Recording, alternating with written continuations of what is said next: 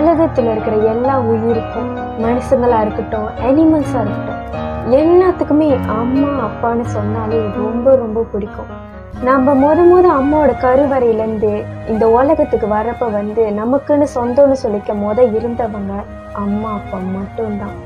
நம்ம சின்ன வயசுலேருந்து வளர வரைக்கும் நம்ம மேல அளவற்ற பாசத்தை கொடுத்து வளர்த்தவங்க நம்ம அம்மா அப்பா மட்டும்தான். நம்ம வாழ்க்கையில நல்லா இருக்கணும்னு எத்தனையோ தியாகத்தை அவங்க பண்ணியிருக்காங்க. நம்ம கிட்ட அவங்க சொன்னதில்லை, ஆனா நம்மளால உணர முடியும் அவங்க செஞ்ச தியாகத்தை. அவ்வளவு தியாகத்தை நமக்காக அவங்க பண்ணியிருக்காங்க. நம்ம நல்லா இருக்கணும்னு அவ்வளவு பண்ணியிருக்காங்க. பொய்யான உலகத்துல பொய்யா அன்பு காட்டுறவங்க மத்தியில எந்த ஒரு களங்கமும் இல்லாம காட்டுற ஒரே அன்புனா பெத்தவங்க காட்டுற அன்பு மட்டும்தான். ஒரு பேரண்ட்ஸ்க்குமே நடக்கக்கூடாத ஒரு கொடுமை தான் இங்க நடந்திருக்கு. அன்னைக்கு நவம்பர் 28 திங்கக்கிழமை. லீசா காயின்றவங்க அன்னைக்கு வேலைக்கு வரல. அவங்க பாத்தீங்கன்னா ரொம்பவும் ஒரு கடமையான ஒரு ஆளு. என்னைக்குமே லீவு போட்டதே இல்லை. ஸோ அன்னைக்கு இவங்க வேலைக்கு லீவு போட்டனால இவங்களோட பாஸ் இவங்களுக்கு கால் பண்ணியிருக்காங்க. எத்தனையோ தடவை லீசா காய்க்கு அவங்க கால் பண்ணியிருக்காங்க. ஆனா கால் போது, ஆனா அவங்க எடுக்கவே இல்லை. லீசா காய் போன் எடுக்காதனால பாஸ் அவங்க ஹஸ்பண்டுக்கு கால் பண்ணியிருக்காங்க. எத்தனையோ தடவை ரெண்டு பேத்துக்கும் அடிச்சுக்கிட்டே இருக்காங்க. அந்த ரெண்டு பேர்த்துக்கிட்டையும் எந்த ஒரு ரெஸ்பான்ஸும் வரல. என்னடா ரெண்டு பேத்துக்கும் கால் பண்ணியும் எடுக்கல, அதுவும் இத்தனை தடவை அடிச்சும் எடுக்கல. லீசா காய் எப்பயுமே இந்த மாதிரி பண்ண மாட்டாங்களே, கண்டிப்பா ஏதோ ஒரு பிரச்சனை இருக்கு. ஸோ இவங்க என்ன பண்ணிட்டாங்கன்னா நேரா போலீஸ்கிட்ட ரிப்போர்ட் பண்ணியிருக்காங்க. என்னன்னா, இத்தனை நாள் வேலைக்கு லீவு போடாம வர்ற லீசா காய் திடீர்னு இன்னைக்கு வேலைக்கு வரல. எத்தனை தடவை கால் பண்ணியும் எடுக்கல. நான் அவங்களுக்கும் கால் பண்ணி பார்த்துட்டு அவங்க ஹஸ்பண்டுக்கும் கால் பண்ணி பார்த்துட்டு ரெண்டு பேருமே எடுக்கல. எனக்கு இன்னும் சந்தேகமா இருக்கு, ஏதோ ஒன்று நடந்திருக்கு தப்பா அப்படின்னு இவங்க போலீஸ் கிட்ட சொல்லியிருக்காங்க. எனக்கு ரொம்பவே பயமா இருக்கு, நீங்க போய் பாருங்க அங்க என்ன நடக்குதுன்னு அப்படின்னு இவங்க போலீஸ் கிட்ட சொல்லியிருக்காங்க. அட்ரஸும் கொடுத்துட்டு போய் அங்க போய் பார்க்க சொல்லியிருக்காங்க. இந்த லீசா காய் பாத்தீங்கன்னா அட்மிஷன் ஆஃபீஸ்ல அக்கௌண்டனா வேலை செய்யறாங்க. இவங்களுக்கு கல்யாணம் ஆயிடுச்சு. ஹஸ்பண்ட் பேரு ஜோயல் காய் சீனியர். இவரு பைப்லைன் இன்ஜினியரா வேலை செய்யறாரு. இவருக்கு பாத்தீங்கன்னா ஏற்கனவே கல்யாணம் ஆயிருக்கு. இவரோட ஃபர்ஸ்ட் ஒய்ஃப்க்கு 3 பொம்பளை பிள்ளைங்க இருக்காங்க. இவங்களுக்கும் அவருக்கும் டிவோர்ஸ் ஆனதுனாலதான் இவர் லீசா காயை 2ஆவதா கல்யாணம் பண்ணியிருக்காரு. ஆனா லீசாக்கு இந்த ஜோயல் காய் சீனியர் மொத ஹஸ்பண்ட் தான். லீசா காயை கல்யாணம் பண்ணி இவங்க ரெண்டு பேத்துக்கும் 1988 ஒரு அழகான பையன் பிறக்கிறான். அவன் பேர் ஜோயல் காய் ஜூனியர். இவன் லவுசியானா யூனிவர்சிட்டியில பிளாஸ்டிக் சர்ஜரி பத்தி படிக்கிறான். இவன் எப்படின்னு பாத்தீங்கன்னா, இவனுக்கு 28 வயசாச்சு. ஆனா அப்பயும் இவங்க அம்மா அப்பாவோட காசை தான் டிபெண்ட் பண்ணி வாழ்ந்துகிட்டு இருக்கான். இவன் வேலைக்கு போக மாட்டான். எல்லாமே அப்பா அம்மா காசு. சாப்பாடு காசு, துணி காசு, மற்ற செலவு எல்லா காசுமே அப்பா அம்மா காசு தான். போஸ் கால் பண்ணி சொல்லிட்டோன்னே போலீஸும் வேக வேகமா அவங்களோட வீட்டுக்கு போறாங்க. போய் பாக்குறப்ப மின்னுக்கு கதவு ஒண்டி லாக் பண்ணி இருந்துச்சு.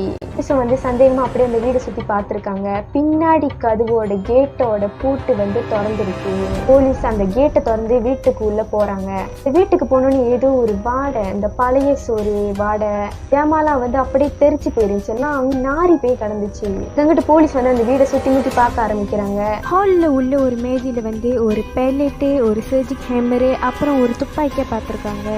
அப்புறம் அடுப்பு மேல ஒரு பானைய பார்த்திருக்காங்க. ஆனா அந்த பானையை போலீஸ் கவனிக்கல. சோ அவங்க நேரா மேல் மாடிக்கு ஏறிட்டாங்க. போலீஸ் மாடியில போயிட்டு தேட ஆரம்பிக்கிறாங்க. அப்படியே தேடிக்கிட்டே இருக்கிறப்ப அந்த கீழே அழுகி போன கை விரல் கடிச்சிருக்கு. ஒரே ஒரு விரல் மட்டும் கடிச்சிருக்கு. அப்புறம் பாத்ரூம் சைட் போய் பார்த்துருக்காங்க. அந்த பாத்ரூம்ல எல்லாம் சரியான ரத்தம், செவுத்துல எல்லாம் ஒரே ரத்த கரையா இருந்துச்சு. ஒரே ரத்த வாட அந்த இடமே. செவுத்துக்கு பக்கத்துலயே என்ன இருந்திருக்குன்னா, இந்த வீடு சுத்தம் பண்ற ஜாமாலாம் இருந்திருக்கு. என்னன்னா பேக்கிங் சோடா, லிக்விட்டு, இந்த வீடு கழுவுற அந்த தண்ணி, திங்ஸ் எதா வேணாலும் இருக்கட்டும், அதை உருக்கக்கூடிய கரைக்கக்கூடிய ஒரு ஆசிட் அங்க இருந்திருக்கு. என்ன ஆசிட் நான் சொல்லக்கூடாது. திடீர்னு நீங்க எடுத்து பார்த்துட்டீங்கன்னா அங்கிட்டு பாத்தீங்கன்னா அங்க உள்ள ஒரு மேஜையில ஒரு டைரி இருந்திருக்கு. டைரியில என்ன எழுதிருந்துச்சுன்னா, எப்படி இவங்களை கொல்லலாம், என்னென்ன வெப்பன்ஸை பச்சு இவங்களை கொல்லலாம், எந்த மாதிரி இவங்களை கொல்லலாம் அப்படின்னு பிளான் பண்ணி எழுதி வச்ச மாதிரி இருந்துச்சு அந்த டைரியில. ஸோ அதுல கொஞ்சம் நான் சொல்றேன் அவர் என்னென்ன எழுதி வச்சிருந்தாருன்னு. இவருக்கு இந்த கொலை பண்றதுக்கு கூர்மையான ஒரு கத்தி தேவைப்படுது. எதுக்குன்னா அவங்களோட உடம்ப சின்ன சின்ன துண்டா வெட்டுறதுக்கு. அங்கிட்டு இவருக்கு ஒரு ஸ்லெட்ஜ் ஹேமர் தேவைப்படுது. எதுக்குன்னா இவங்களோட எலும்பை உடைக்கிறதுக்கு. ஒரு பிளெண்டர் தேவைப்படுது. எதுக்குன்னா அரைக்கிறதுக்கு, இவங்களோட இறைச்சி அரைக்கிறதுக்கு. என்ன பண்ணிருக்காங்கன்னா, பாத்ரூமுக்கு பக்கத்துல உள்ள ஒரு ரூமுக்குள்ள போயிருக்காங்க. அந்த ரூம் கட்டில ஒரு சூட் கேஸ் இருந்திருக்கு. அந்த ஷூட் கேஸ்ல என்ன இருந்திருக்குன்னா ஜாமா வாங்கின பில்லு இருந்திருக்கு. பில் எடுத்து பாக்குறப்ப வந்து இந்த வெப்பன்ஸ் வாங்கின ஒரு பில்லும் இந்த கிளீனிங் திங்ஸ் எல்லாம் வாங்கினார்ல அதோட பில்லும் இருந்திருக்கு. போலீஸ் வந்து கண்டிப்பா இவங்களை யாரோ கொண்டு இருக்காங்கன்னு கெஸ் பண்ண ஆரம்பிக்கிறாங்க. ஏன்னா இதெல்லாம் பிளான் பண்ண மாதிரி இருக்கு. போலீஸ் வந்து என்ன பண்றாங்கன்னா வீட்டுல இருக்கிற மத்த இடத்தையும் வேக வேகமா தேட ஆரம்பிக்கிறாங்க. உடனே கீழே போயிட்டு அந்த பானையை திறந்து பாக்குறப்ப வந்து என்ன இருந்துச்சுன்னா லீசா காயோட தலை அந்த பானையில இருந்திருக்கு. அந்த தலை வந்து அந்த தண்ணியோட சேர்ந்து கொதிச்சுக்கிட்டு இருக்கு அந்த பானையில. சொன்னல எந்த திங்ஸா இருந்தாலும் அதை வந்து கரைய வச்சிரும்.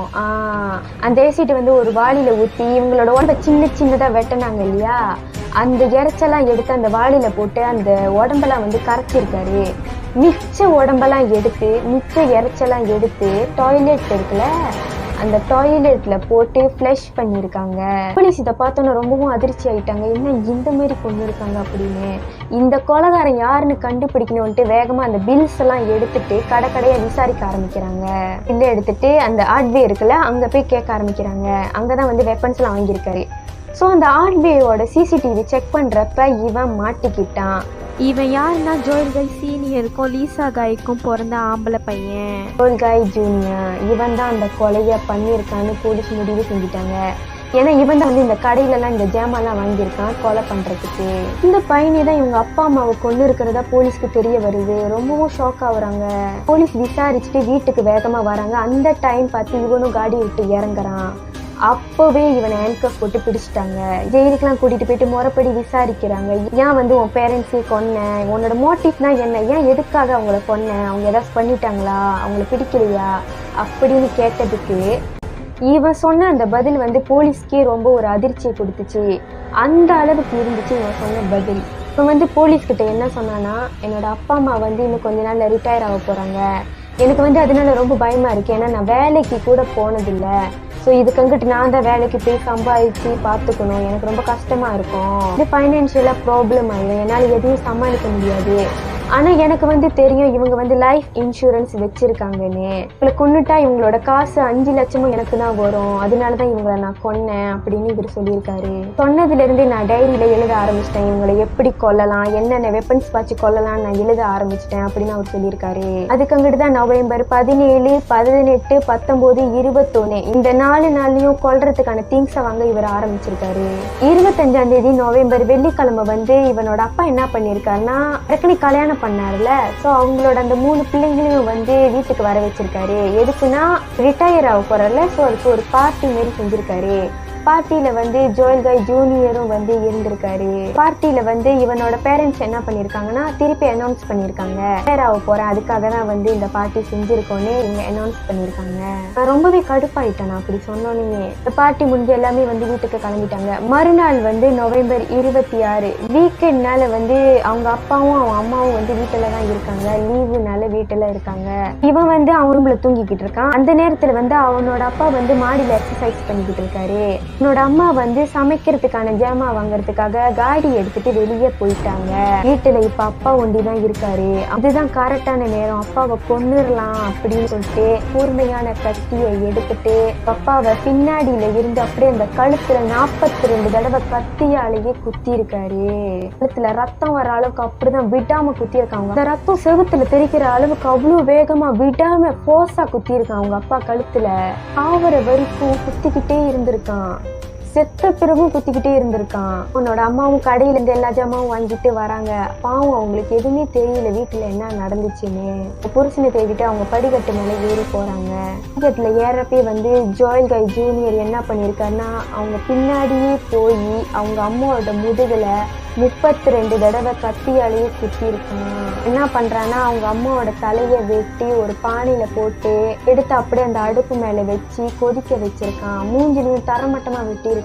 அவனோட அப்பாவோடையும் அம்மாவோடையும் கை காலு உடம்பையே அப்படி சின்ன சின்னதா துண்டு துண்டா வெட்டி ஒரு வாளியில போட்டு, நான் சொன்னல ஒரு பொருளை உரிக்கக்கூடிய ஒரு ஆசிட்னு, அந்த ஆசிட்டை ஊற்றி அவங்க அப்பா அம்மாவோட உடம்ப வந்து கரைச்சிருக்கான். கேட்கறதுக்கு ரொம்ப சயங்கா இருக்கான். அவன் எப்படிலாம் வளர்த்தாங்க, இப்படியா பண்றது? அப்புறம் அந்த கொஞ்சம் இறைச்சனா எடுத்துட்டு போய் டாய்லெட்ல போட்டு அப்படியே ஃப்ளஷ் பண்ணிட்டான். 2 பேத்தையும் கொல்றப்ப வந்து இவனோட கையில வந்து சரியான ஒரு காயம் ஏற்பட்டிருக்கு, எரிச்சலா இருந்திருக்கு. ஸோ அவன் என்ன பிளான் பண்ணானா, தடயத்தெல்லாம் வந்து நம்ம திங்கக்கிழமை அழிச்சிடலாம், அது வரைக்கும் யாரும் வரமாட்டாங்க, நம்ம கிளினிக் போயிட்டு மருந்து போட்டுட்டு திங்கக்கிழமை வந்து ஒரேடியா சுத்தம் பண்ணிக்கலாம் அப்படின்னு இவன் ஒரு பிளான்ல இருந்து அந்த வீட்டை விட்டு வெளியாயிருக்கான். வெளியாயிருக்கான். கிளினிக் போயிட்டு மெடிசன்லாம் எடுத்துட்டு ரெஸ்ட் பண்ணியிருக்கான். இதுக்கு அங்கிட்டு திங்கக்கிழமை வந்திருக்கான். அந்த திங்கக்கிழமை தான் நான் சொன்ன மாதிரி போலீஸ் ஹேண்ட் கஃப் போட்டு பிடிச்சிட்டாங்க. அங்கிட்டு 2020 வந்து இவனுக்கு ஆயுள் தண்டனை கொடுத்துட்டாங்க, தூக்கு தண்டனை கொடுத்துட்டாங்க. இது மூலியமா என்ன தெரிஞ்சா, தயவுசெய்து உண்மையான அன்பை வந்து ஒரு காசுக்காகலாம் அவமதிக்காதீங்க. ஏன்னா உண்மையான அன்பு கிடைக்கிறது உண்மையிலேயே ரொம்ப ரொம்ப கஷ்டம் இந்த காலகட்டத்துல. எதிரியா கூட இருக்கட்டும், அவங்க செய்யறது திருப்பி நீங்க செய்யணும்லாம் இல்ல. எவ்வளவுதான் கெட்டது செஞ்சாலும் நீங்க அவங்களுக்கு நல்லது செய்ய பாருங்க.